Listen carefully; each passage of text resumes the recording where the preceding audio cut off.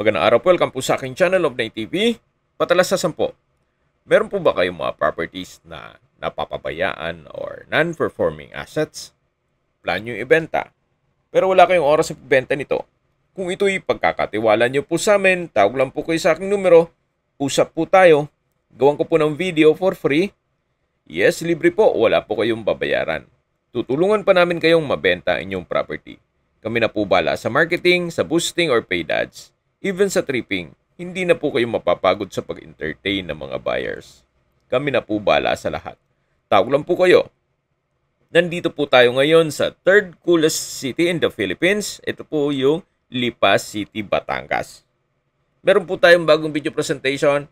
Isang 2-story house na may lot area na 540 square meters.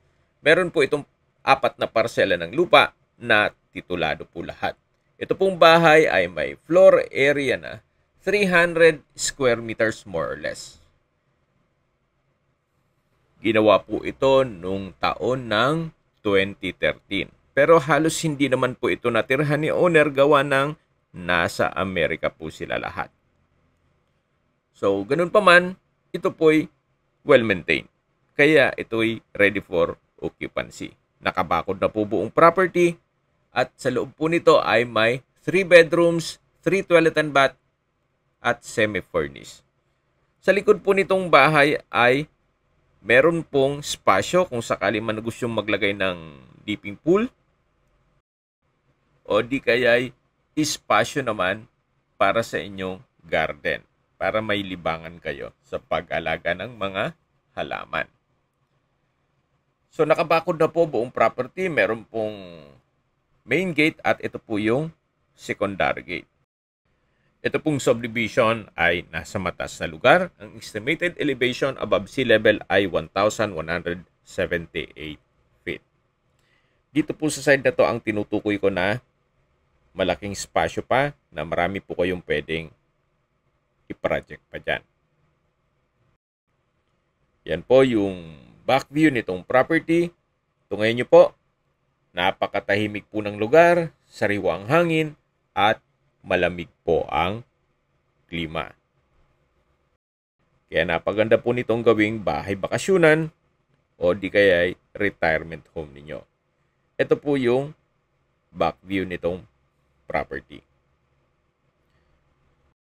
At gaya po ng nasabi ko sa inyo kanina, ito po'y titulado at buhay po ang may-ari. Kaya wala po kayong maging problema sa documentation o sa transfer ng title. Ito po yung facade na may tubular railing at ito pong post ay may brickstone design. Then may 3 pong palm tree. Sarapan po ay pwede pong ipa-landscape pa po ito. Then dito naman po sa kabilang side ay yung garahe na may ilang mga ornamental plants. Then dito po ay kakasya po ang 2 SUV. Ito pong poste ay naka-brickstone design din. Then naka-tile flooring na rin po itong garahe. Dito po sa unahan ng garahe ay naka-Carabao grass. Then meron pong ilang ornamental plants din. Then meron pong kabana.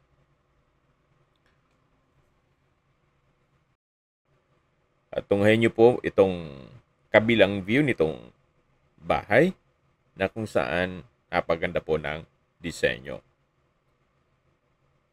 So, si owner po ay nasa Amerika. Kaya kung sakali man ng interested buyer ay nandyan din po, mas mapapabilis po ang inyong transaksyon.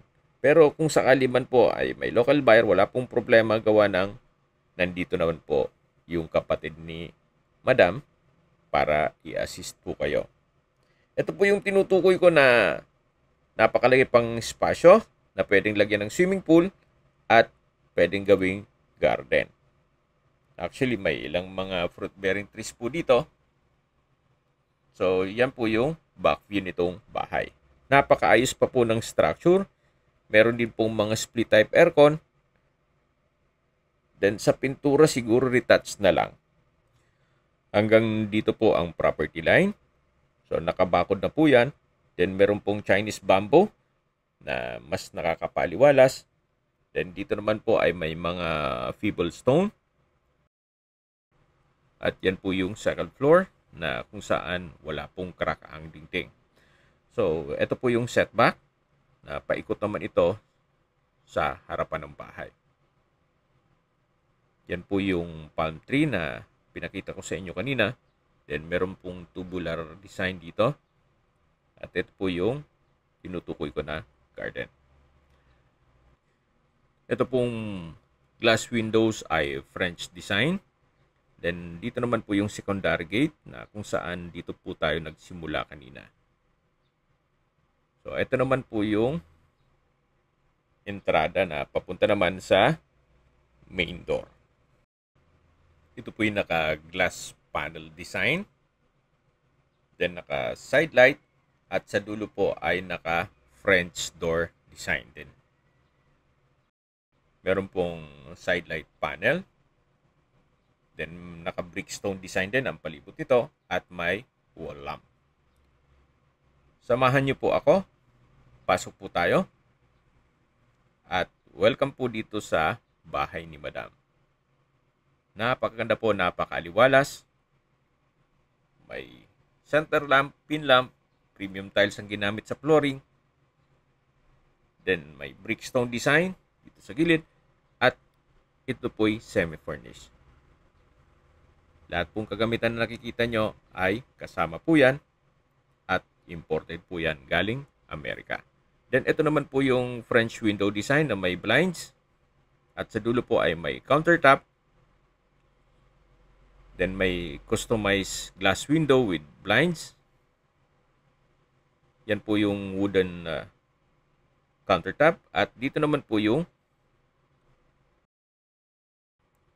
common toilet and bath.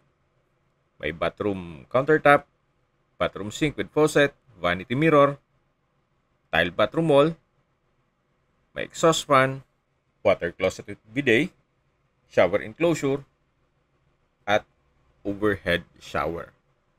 From floor to ceiling po itong tile bathroom wall at napaganda po ng kombinasyon ng kulay nitong tiles. Meron din pong stainless na towel holder.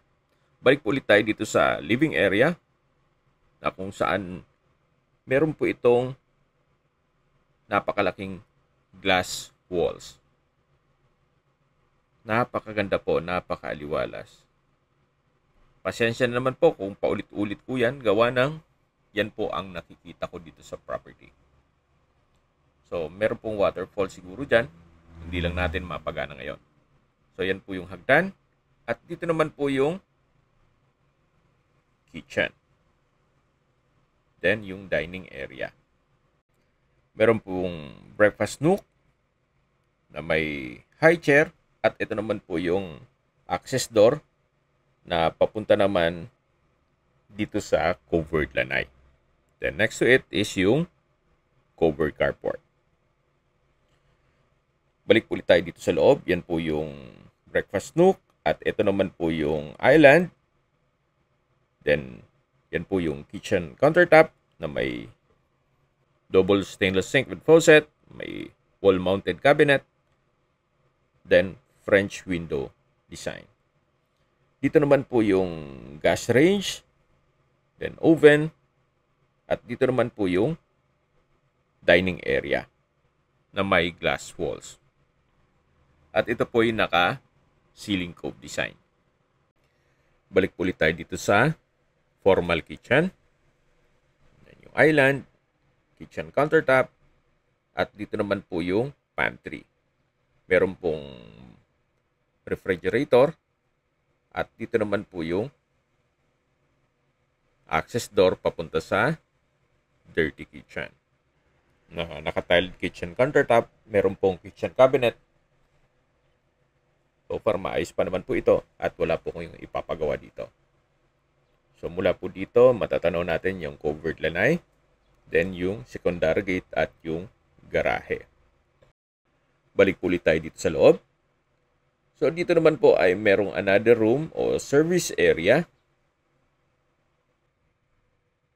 at malaki naman po ang espasyo nito. Meron pong malaking sliding glass window, high ceiling po siya, at may center lamp.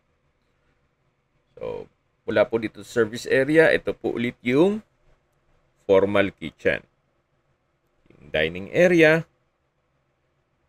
Then, dito naman po yung breakfast nook. At ito naman po yung living area at salas. So, aakyat po tayo dito sa stairs, kung saan ito yung naka-wooden staircase, handrail, at glass railing. Samahan niyo po ako, aakyat po tayo. Nandito na po tayo sa second floor. Ito po yung family area. Napakalaki po ng espasyo. Then, meron po itong access door na papunta sa balkonahe o terrace. Meron pong mga customized glass windows. At ito po yung tinutukoy ko na balkonahe. Kung saan, ito'y naka-tile flooring at naka-tubular railing.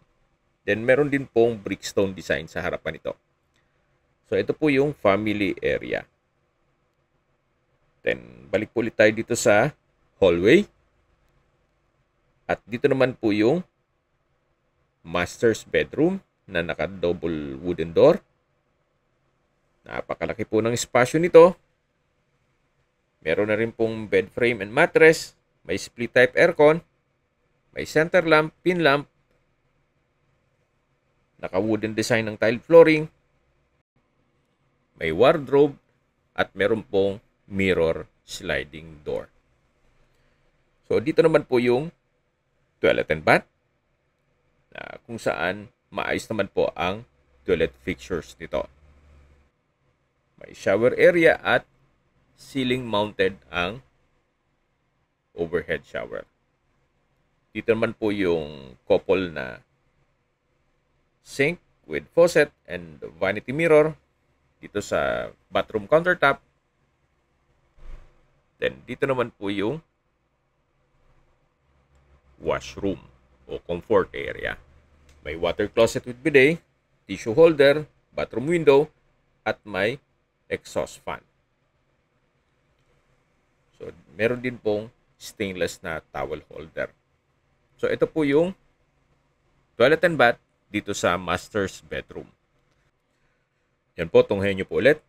So, napakaganda po ng disenyo, napakaliwalas. Meron pong mga customized glass windows with blinds. Then, may split type aircon, may coffee table. At ito naman po yung access door na papunta dito sa balkonahe o terrace. At yan po yung family area na galing tayo dyan kanina. So yan po, tunghayan nyo po itong inyong mga magiging kapitbahay na kung saan napakatahimik po ng lugar, sariwa ang hangin, at malamig po ang klima. So ito pong bubong ay halos bago pa, wala po kayong ipapagawa dito. Ganun din po dito sa mismong bahay.